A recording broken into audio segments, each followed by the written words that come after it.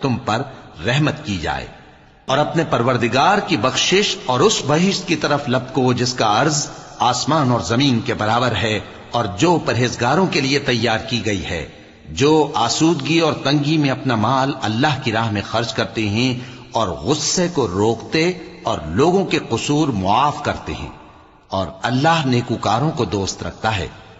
اور وہ کہ جب کوئی کھلا گناہ یا اپنے حق میں کوئی اور برائی کر بیٹھتے ہیں تو اللہ کو یاد کرتے اور اپنے گناہوں کی بخشش مانگتے ہیں، اور اللہ کے سوا گناہ بخش بھی کون سکتا ہے، اور جان بوجھ کر اپنے افعال پر اڑے نہیں رہتے۔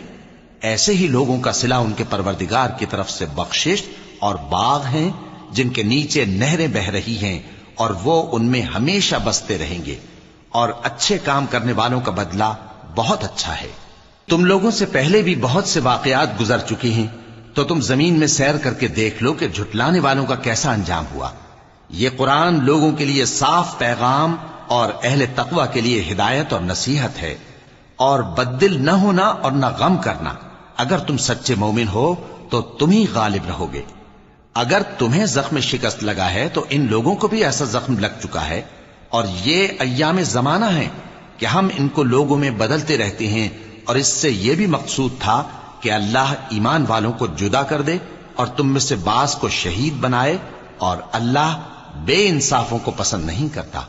اور یہ بھی مقصود تھا کہ اللہ ایمان والوں کو پاک صاف بنا دے اور کافروں کو نابود کر دے۔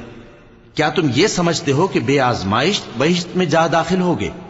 حالانکہ ابھی اللہ نے تم میں سے جہاد کرنے والوں کو تو اچھی طرح معلوم کیا ہی نہیں، اور یہ بھی مقصود ہے کہ وہ ثابت قدم رہنے والوں کو معلوم کرے۔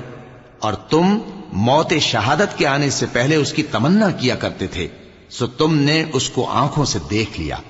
اور محمد صلی اللہ علیہ وآلہ وسلم ایک پیغمبر ہی تو ہیں، ان سے پہلے بھی بہت سے پیغمبر ہو گزرے ہیں۔ بھلا اگر یہ مر جائیں یا مارے جائیں تو تم الٹے پاؤں پھر جاؤ گے؟ اور جو الٹے پاؤں پھر جائے گا تو اللہ کا کچھ نقصان نہیں کر سکے گا، اور اللہ شکر گزاروں کو بڑا ثواب دے گا۔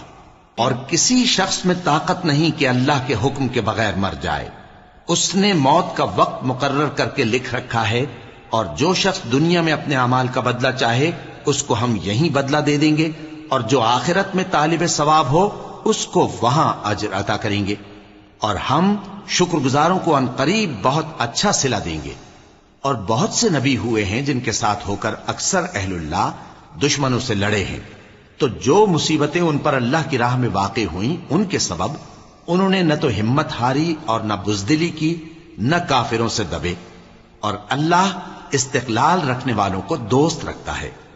اور اس حالت میں ان کے منہ سے کوئی بات نکلتی تو یہی کہ اے پروردگار، ہمارے گناہ اور زیادتیاں جو ہم اپنے کاموں میں کرتے رہے ہیں معاف فرما، اور ہم کو ثابت قدم رکھ، اور کافروں پر فتح عنایت کر۔ تو اللہ نے ان کو دنیا میں بھی بدلہ دیا اور آخرت میں بھی بہت اچھا بدلہ دے گا، اور اللہ نیکوکاروں کو دوست رکھتا ہے۔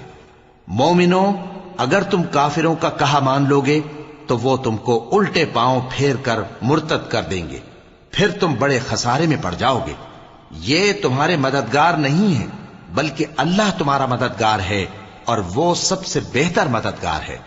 ہم عنقریب کافروں کے دلوں میں رعب بٹھا دیں گے، کیونکہ یہ اللہ کے ساتھ شرک کرتے ہیں جس کی اس نے کوئی بھی دلیل نازل نہیں کی، اور ان کا ٹھکانہ دوزخ ہے، وہ ظالموں کا بہت برا ٹھکانہ ہے۔ اور اللہ نے تم سے اپنا وعدہ سچا کر دیا، یعنی اس وقت جب کہ تم کافروں کو اس کے حکم سے قتل کر رہے تھے، یہاں تک کہ جو تم چاہتے تھے اللہ نے تم کو دکھا دیا۔ اس کے بعد تم نے ہمت ہار دی اور پیغمبر کے حکم کی تعمیل میں جھگڑا کرنے لگے، اور تم نے اس کی نافرمانی کی۔ بعض تو تم میں سے دنیا کے طلبگار تھے اور بعض آخرت کے طالب۔ اس وقت اللہ نے تم کو ان کے سامنے سے ہٹا دیا تاکہ تمہاری آزمائش کرے، اور اس نے تمہارا قصور معاف کر دیا، اور اللہ مومنوں پر بڑا فضل کرنے والا ہے۔ وہ وقت بھی یاد کرنے کے لائق ہے جب تم لوگ دور بھاگے جاتے تھے اور کسی کو پیچھے پھر کر نہیں دیکھتے تھے، اور رسول اللہ صلی اللہ علیہ وآلہ وسلم تم کو تمہارے پیچھے کھڑے بلا رہے تھے، تو اللہ نے تم کو غم پر غم پہنچایا تاکہ جو چیز تمہارے ہاتھ سے جاتی رہی یا جو مصیبت تم پر واقع ہوئی ہے اس سے تم غمگین نہ ہو۔ اور اللہ تمہارے سب اعمال سے خبردار ہے۔ پھر اللہ نے اس پریشانی کے بعد تم پر تسلی نازل فرمائی، یعنی نیند، کہ تم میں سے ایک جماعت پر طاری ہو گئی، اور کچھ لوگ جن کو جان کے لالے پڑ رہے تھے اللہ کے بارے میں ناحق ایام کفر کے سے گمان کرتے تھے اور کہتے تھے بھلا ہمارے اختیار کی کچھ بات ہے؟